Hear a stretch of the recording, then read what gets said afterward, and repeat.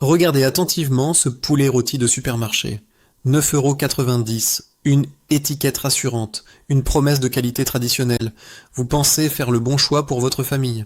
Mais ce que vous ne savez pas, c'est que quelques heures plus tôt, dans une usine, une machine a planté des dizaines d'aiguilles dans ce poulet, une par une, et a pompé à l'intérieur un cocktail d'eau, de sel et d'additifs chimiques, directement dans la chair. Ce mélange peut représenter jusqu'à 30% du poids de la viande, 30%. Donc sur vos 10 €, jusqu'à 3 € pour du liquide. Mais ça c'est juste le début.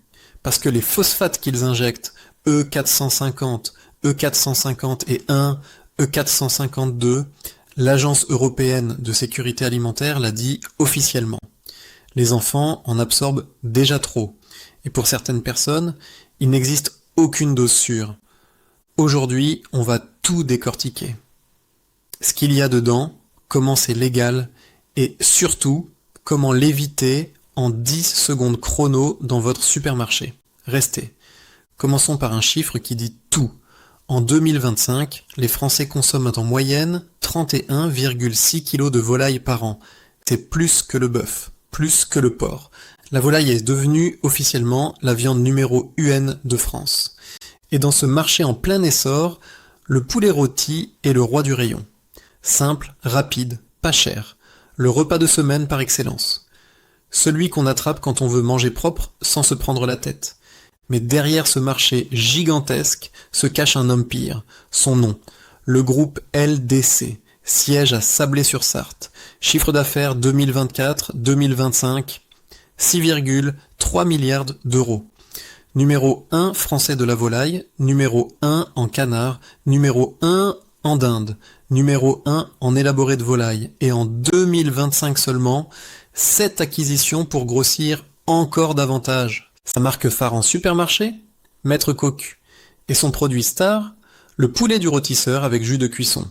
Un packaging qui inspire confiance, origine France, photo d'une ferme, police de caractère qui évoque l'artisanat. Une promesse de rôtisserie traditionnelle. Maintenant, prenez cet emballage, retournez-le et lisez la liste d'ingrédients. Poulet, sel, protéines de soja, arômes naturels, chapelure de blé, sucre de canne, sirop de glucose fructose, eau, caramel. Attendez. Protéines de soja dans un poulet rôti, chapelure de blé dans un poulet rôti, sirop de glucose fructose dans un poulet rôti. On n'est pas en train de lire l'étiquette d'un nugget de fast-food, on est en train de lire un poulet entier, vendu comme traditionnel, comme artisanal, comme rôtisseur.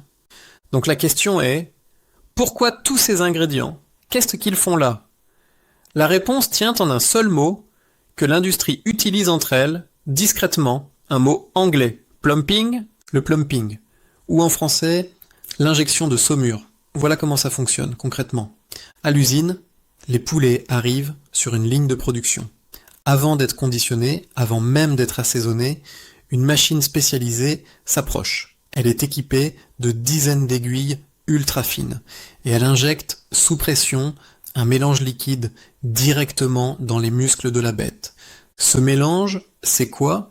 De l'eau, du sel et des additifs, principalement des phosphates, dont on reparlera dans quelques minutes, parfois aussi des amidons, des protéines, des épaississants. Résultat, les fibres musculaires gonflant. La viande absorbe le liquide comme une éponge. Le poulet prend du poids, entre 15 et 30% de poids supplémentaire. Et ça change quoi pour vous? Ça change tout. Sur un poulet à 10 €, traité à 20% d'injection, 2 € de ce que vous payez ne sont pas de la viande. C'est du liquide. Vous payez de l'eau au prix de la viande. Ce n'est pas une théorie. En 2023, un sénateur français a posé officiellement la question au gouvernement. Il a relevé que certaines viandes de volaille pouvaient contenir jusqu'à 30% d'eau ajoutée. Le ministère a confirmé la pratique. Et la réponse du gouvernement a été édifiante. La réglementation européenne l'encadre. Donc, c'est légal. Légal, mais pas loyal. Parce que sur l'emballage, ce n'est pas écrit 30% d'eau injectée. Non. Ça, c'est noyé dans la liste des ingrédients entre le sel et les phosphates. Vous devez savoir décoder pour comprendre ce que vous achetez réellement. Et là, vous vous dites peut-être, ok, c'est de l'eau. C'est pas glorieux, mais c'est pas dangereux. Sauf que l'eau n'arrive jamais seule. Elle arrive avec les phosphates. Et les phosphates, c'est une toute autre histoire.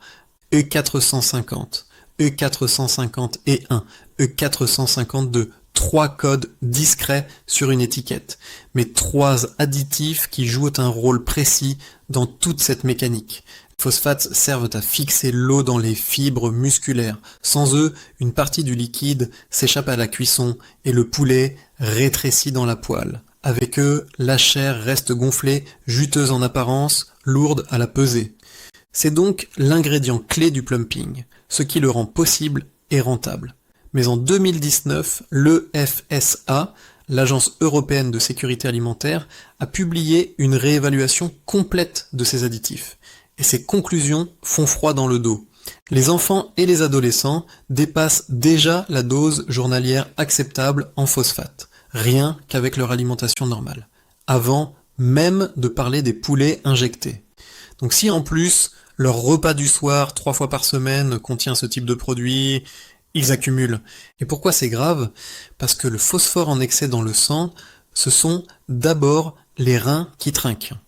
Dans des conditions normales, les reins filtrent le phosphore et l'éliminent. Mais submergés en permanence, ils s'épuisent. Le phosphore s'accumule dans le sang, c'est l'hyperphosphorémie. Les conséquences, calcification des artères, fragilisation des os, risque cardiovasculaire augmenté.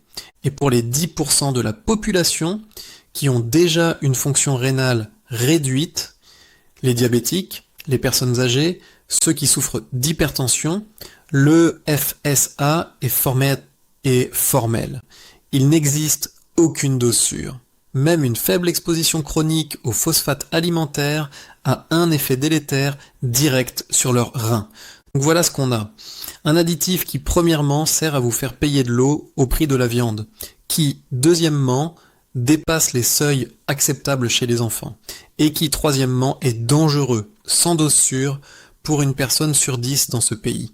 Et cet additif est légalement autorisé dans votre poulet du supermarché, toutes les semaines, sans avertissement. Mais revenons à cette liste d'ingrédients, parce que les phosphates ne sont pas seuls.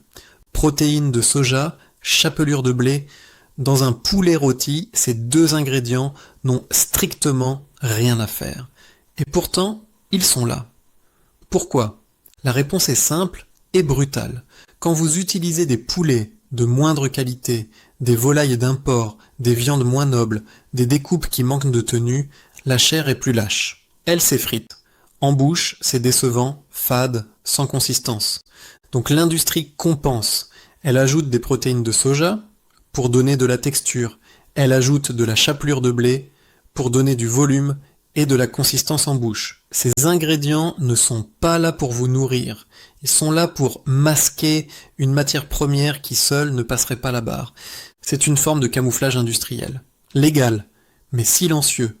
Et le sirop de glucose-fructose dans le jus de cuisson, lui, c'est pour la couleur. Ce beau doré caramel qui vous fait saliver à travers l'emballage, qui évoque la broche, le four à bois, la rôtisserie du marché du dimanche. Ce doré-là, il ne vient pas d'une vraie caramélisation naturelle des sucs de viande. Il vient d'un sirop hautement transformé, pauvre en nutriments, dont la consommation régulière est associée à une prise de poids et à un risque accru de diabète de type 2. Donc pour résumer ce qu'on trouve dans un seul produit, le poulet du rôtisseur Maître Cocu.